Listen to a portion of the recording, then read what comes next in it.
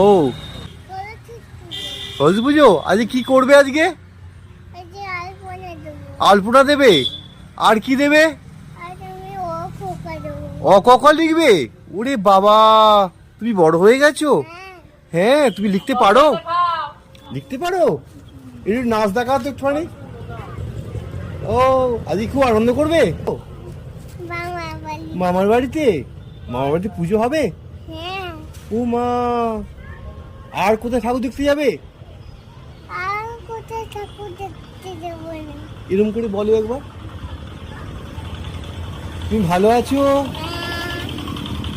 তোর মা কোথায়? ওইখানে আছে। একটা আদিবাসী নাচ দেখা তো।